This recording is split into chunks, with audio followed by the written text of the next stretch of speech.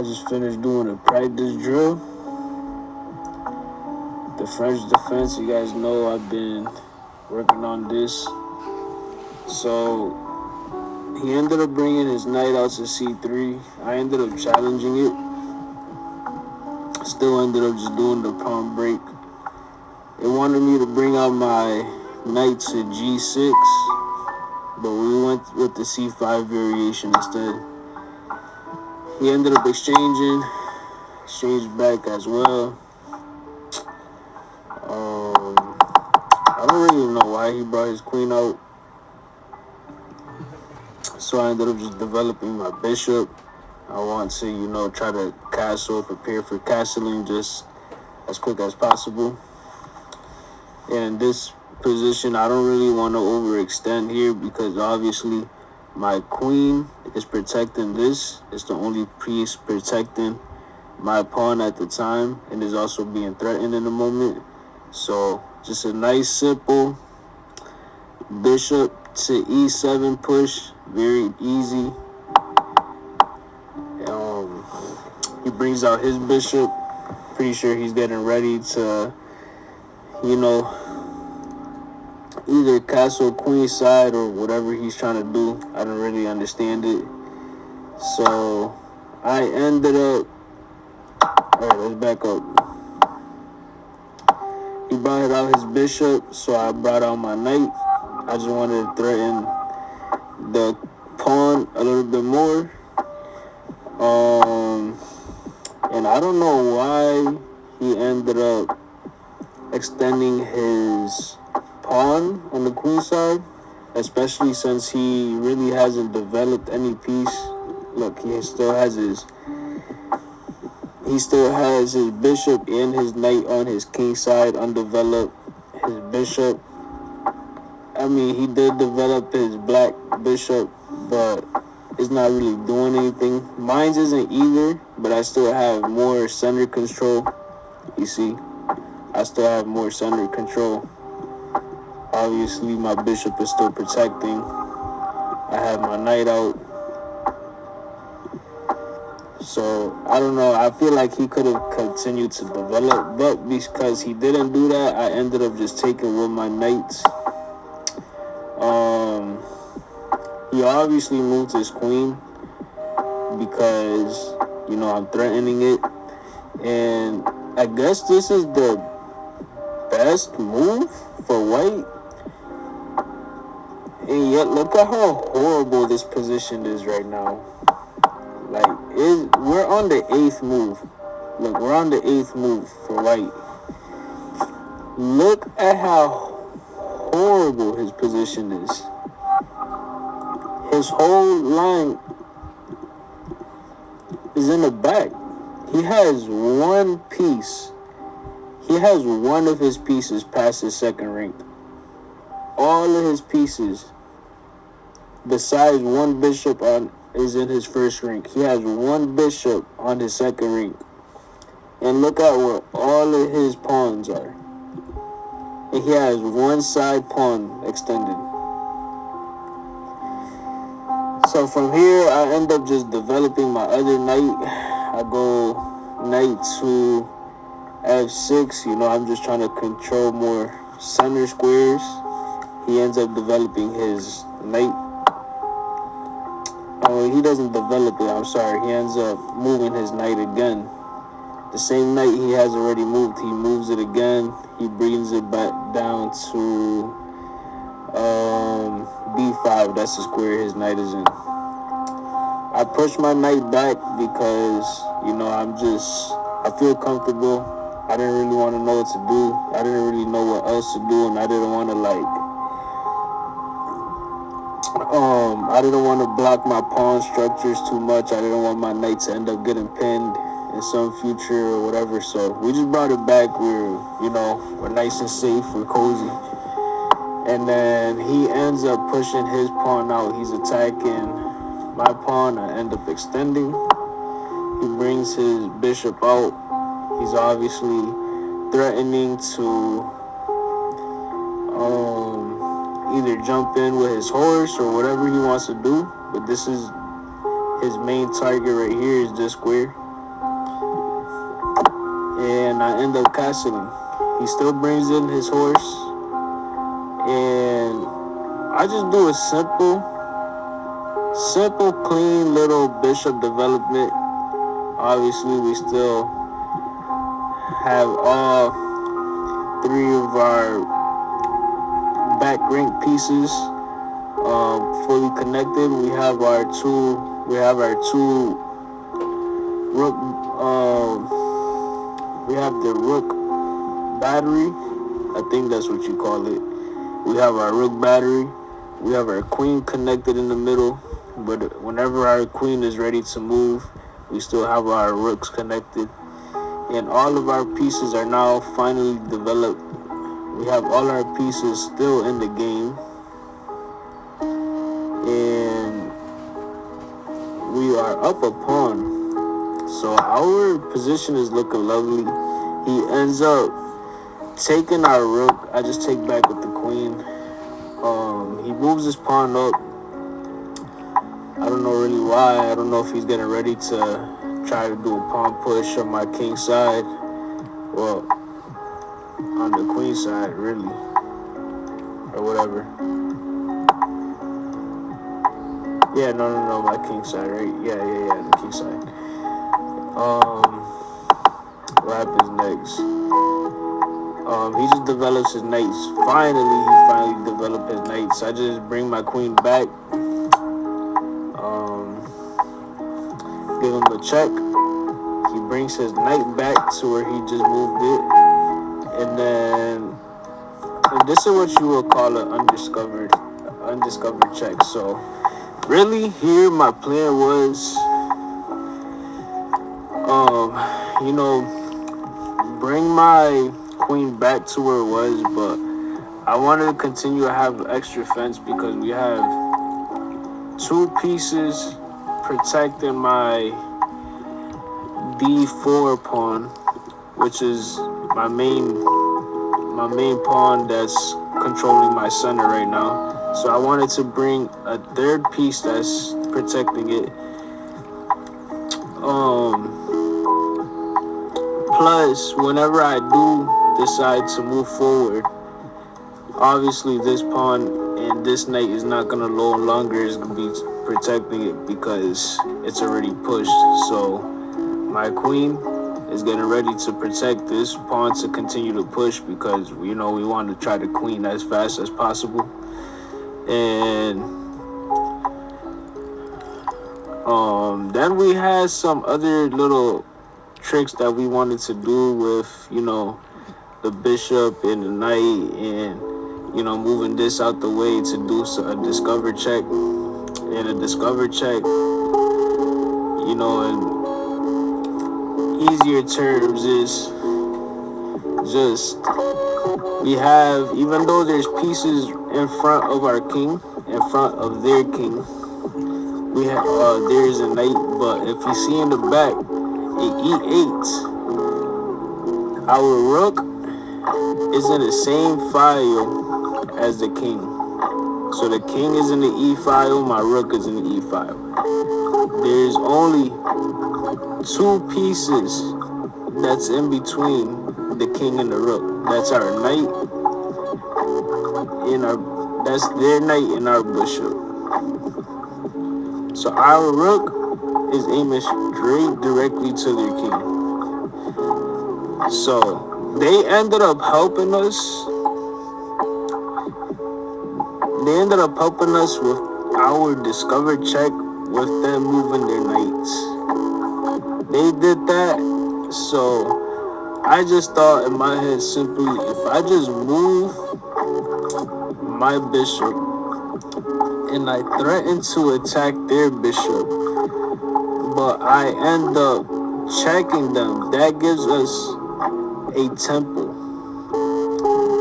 This is what you would call it in between move, because now we are still threatening their bishop to take, but they can't take back. You see, they are not allowed because of this undiscovered check. And what does he do? The same night. Oh my God, I end up.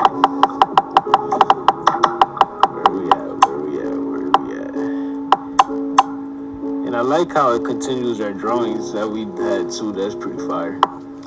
The same knight that was already in this E2 square, and he moved to C3, went straight back. So he lost pretty much 2 temples already within the last couple of moves of his turn. I end up taking his bishop, and I guess he just develops, maybe trying to, finally be able to castle if he decides to at this point of the game. I just take because, just in case he did want to castle, I didn't want him to be cozy with this. I forget there's a specific word for when you huddle your bishops in the corner and you have your pawn structures like this, and it'll look like this, and your black bishop will be like pretty much in a hut. I forget what it's called, but I didn't want the bishop to be cozy, and I didn't want the king to finally get castled, so I just sacrificed my black bishop. He ended up taking, and I finally get to do this pawn push that I was telling you guys about, and it's still being protected with my queen, and this is the only thing threatening. But like I said, if he takes, obviously that's not like favorable, and I'm still threatening this knight that he has moved 1, 2, and 3 times. So he ends up taking my knight, and I just finally take.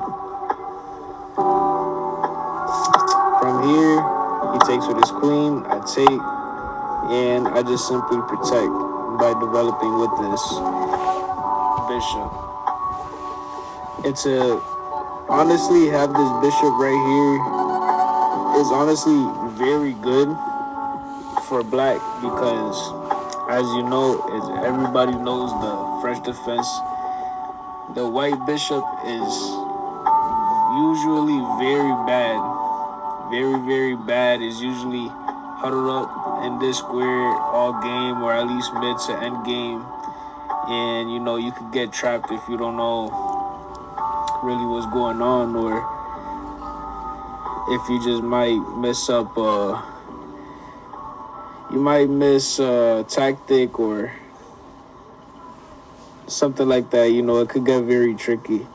And I'm still practicing myself, but, obviously, with our pawn being so close up here, we don't want to just let it go.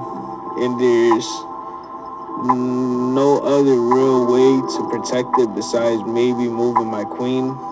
But we worked so hard to take their queen. We don't want to trade our queen right back. So we just simply develop our bishop. They take, and now the same way that,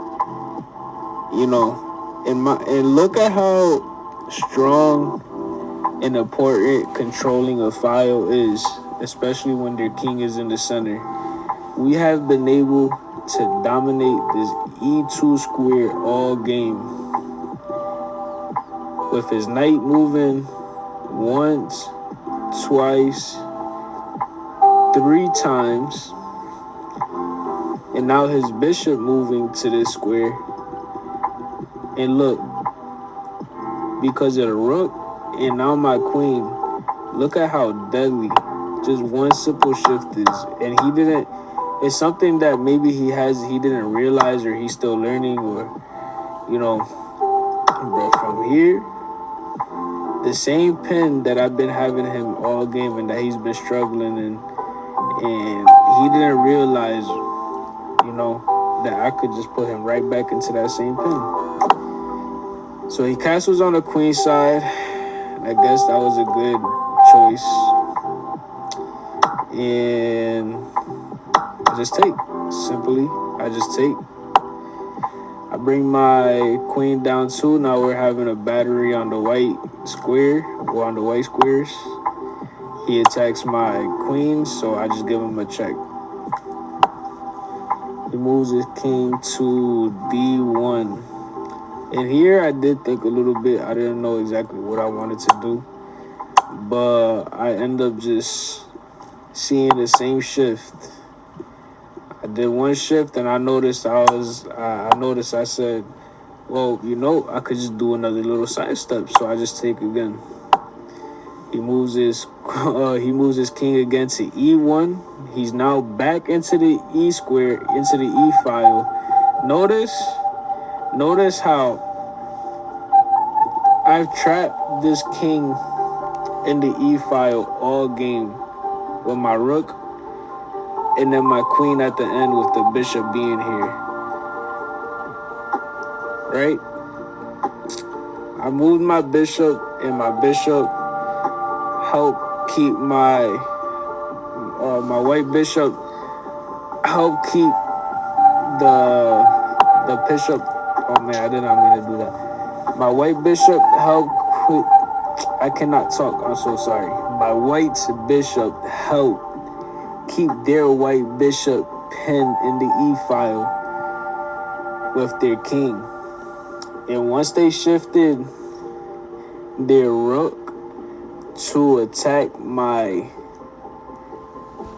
white bishop, all my game plan here was to be able to keep my white bishop protected and still threaten their king at the same time. So when they threatened my queen, it made my job easier because my whole goal at this point is to keep threatening and attacking their king. I do not want them to gain tempo, since they have lost tempo this whole control. Since they have lost tempo and control this whole game.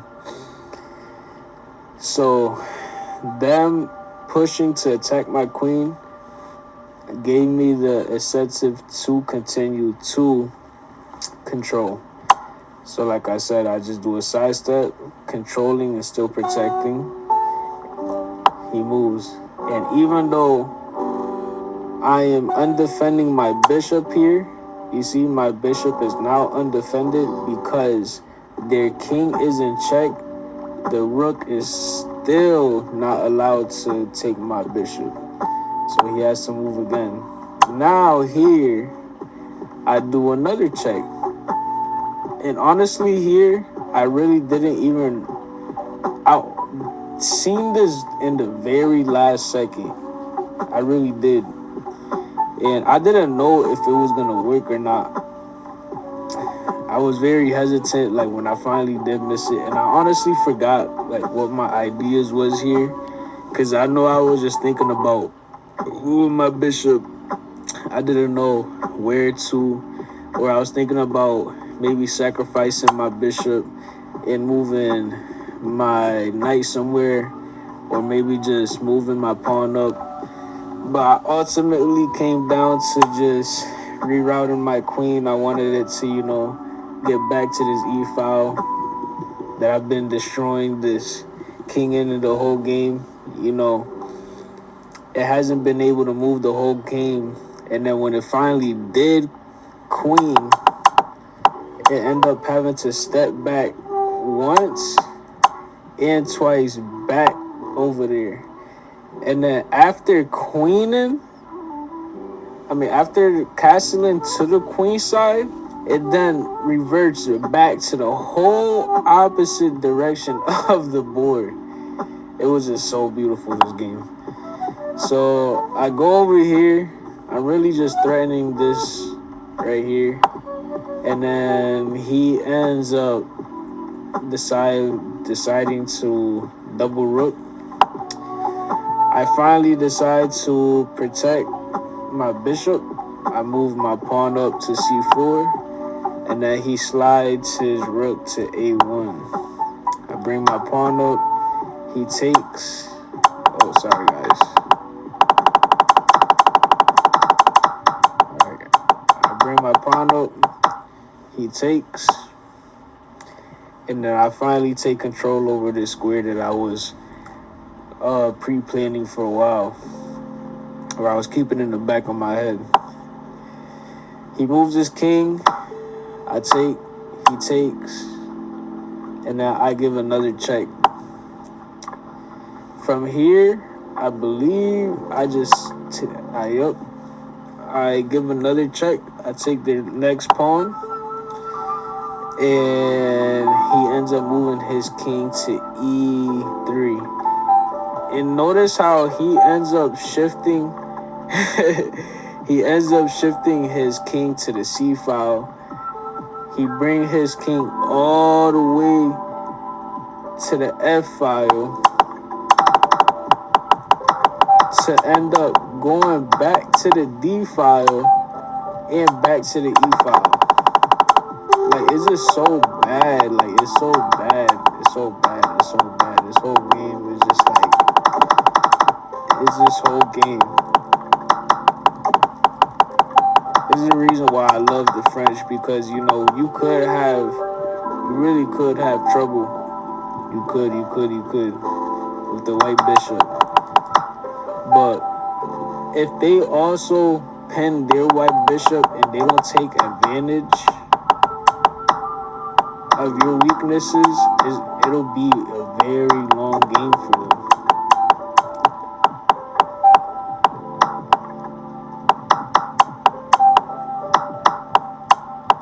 From here, it just really wasn't too much. You know, I'm advancing this pawn, giving checks, protecting the pawn, trading, war checks, protecting the knight, advancing.